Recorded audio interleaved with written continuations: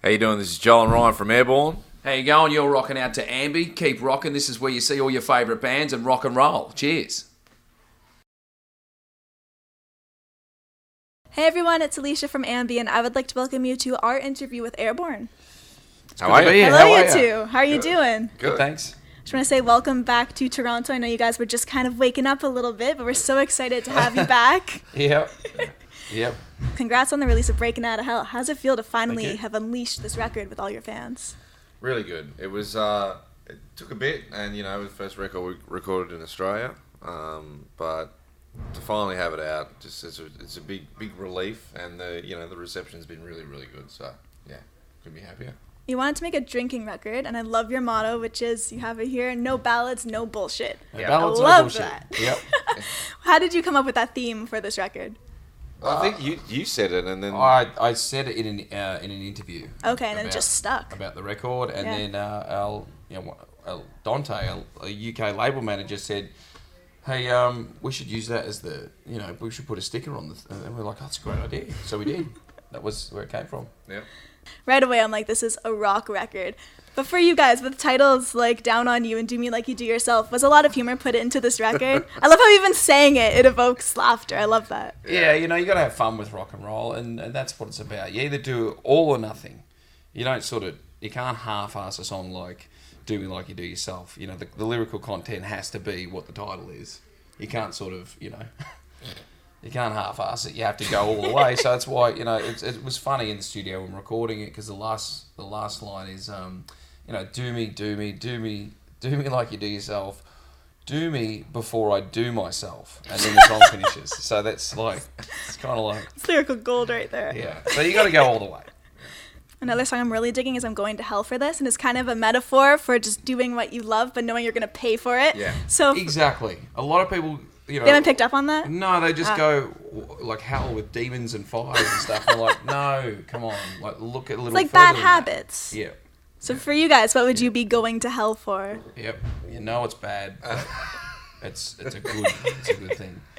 Yeah. Well, usually if you're going to hell for something, you're probably best to leave it not commented on. I didn't know for you guys it was just drinking or something like that. I wasn't asking for super dirty details. Don't worry. Would you guys say drinking? I know you guys, there's a lot of drinking going on the road. Yeah, there's quite a bit. Yeah. It's basically, look, it, and whatever situation you find yourself in, you're doing the wrong thing, it's bad, but you're really enjoying it, so what, to hell with it, you're just going to do it anyway, and deal with the consequences later. It's all for rock and roll. It's a little homage to Lemmy from Motorhead, so tell me about that. Well, we sort of had the riff and the song. We had the riff, and it was about, the song was always about rock and roll, but it wasn't. We felt it was kind of the 11th hour, even though we had the riff for a while, but the lyrics weren't written. So it was one of those things where we were just like, it's just not hitting the mark. And then I think, I know Bob was saying, "Come on, guys, you can do better." And then we've got to get this song done. We've got the music down. You need to sing something. So we're like, shit. It was almost got cut from the record. Really? I said to Joel, I was just like, I think Joel had "It's All for Rock and Roll," and then I went, "You know what this is going to be written about?" And he goes, "What?" And I went, "It's going to be written about Lemmy." And then just bang, the lyrics just came like that. No, it's an awesome tribute. It really is. Yeah, literally wrote him in the hotel that night, and the next day came in and sang him, and that was it. That's the song. That It easy. was the last day in the studio. Wow. Isn't it awesome when those magical moments happen out of nowhere? It's awesome when they happen because you need them to, but then it's awesome when they happen for the right reason. Yeah. And for Lemmy too, because we wanted to do it at the beginning of the record, but we just didn't have the right song. Okay. And this one just jumped out and went, this one. Now you're taking the record out on the road here in Toronto 2 nights. How have the shows been treating you so far? Really good, really good. The reception's been really, really great. I mean, album number 4, people were waiting for it and couldn't have had a better, reception for it. So it's we just look forward to touring, obviously North America and Europe, UK, and just keep going back and forth as much as we can. The merch that you have for this tour is wicked. I was checking a lot of it on site. You have everything Okay, from flasks to the little shot glasses. It's so cool. What's your favorite piece of Airbourne merch? If you had to suggest one for fans to pick up, what do you feel is the coolest thing? There is a limited edition thing going around that I don't really know how to get myself. But it comes. Well, okay. there's that, but there's oh yeah, I saw those. Those look there's really cool. another one that comes with a hip flask with Thin the Blood written on it. It just says it's a metal hip flask. It says Airbourne, Thin the Blood. We need to have a word to Spine Farm to see if we can get some of our own shot glasses and flasks and stuff. I want that stuff. I want my own ones. Surely we don't have to go on a competition to win. No, Surely you want your own band merch. Yeah. Sure, we know somebody who can help. Your main interest on the Facebook About section is rockin' and rollin'. So what have been some of the more rock and roll moments of the tour? Of this tour? Yeah. Let's see. Oh, okay. Well, we played Kamloops. Is it town called? It's like I think there's Fruit Loops, but that's just me. That's how I remember it. But I fell off the stage. Oh no! And I tore ligaments in. So at the end of the day, you're the Fruit Loop, but yeah, and I'm the Fruit Loop. I fell off the stage in the last song, and I tore ligaments in that foot, and cracked a few ribs here. And then basically, I've had to have an air cast on the thing at every show since. But tonight and last night, I'm going to go again tonight without it and just tape it up. I don't know how to tape my foot. I've been going on YouTube, looking at figure eight taping, going, I think that's what you got to do. And there's all these hockey guys going like he's got an injury, he's got to get back in the game, man. He's got to do this thing, and it's just like, I go, oh, fuck, they're going too quick. I don't know how to.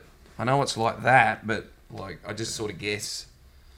And that's what you do. That's kind of rock and roll, I guess. It's just sort of wing it. I saw the footage where you had the boot on your leg live. I think it was in Vancouver the other night, but I didn't know what it was from. So the fact that you just continued with that on stage, that's super rock and roll. Very impressive. Well, there we go. Rock and roll moment. Yes. And for you guys, how about the ultimate rock and roll bands? When you think about them, who comes to mind for you personally?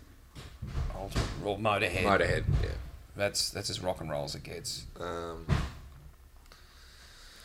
Maiden, Iron Maiden is always. We toured with them in the UK once. It was really good, really good. AC/DC always. Yeah, Rose Tattoo. Like there's a lot of bands we could just start. We could actually be here for the next hour, just saying band names. Well, I just want to do a little quick fire with you. Okay. So the opposite of talking for hours, you just have 1 second, whatever comes to mind. Okay. Feel free to say it. One word answer kind of thing. Yes, or as many as you want, just fast. Okay. All right. First one. What was the first concert you went to? Bob Dylan. AC/DC. Where would you love to perform that you've yet to? Wembley. Mars. What's a must-have on your tour rider? Single malt whiskey. Johnny Walker Black. What's a movie you can watch over and over? Die Hard. Fuck. Jaws, man. Die Hard's mine too. He took it. Jaws. I love Jaws. And the last one, what's the worst job you had as a teenager? Working at a petrol station. That was fast. What, the worst job? Yeah. Oh.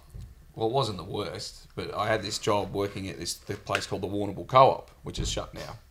And basically, I was with all these girls because I was a checkout girl.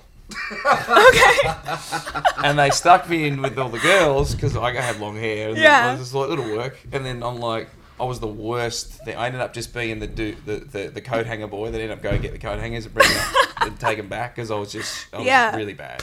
I was really bad at it.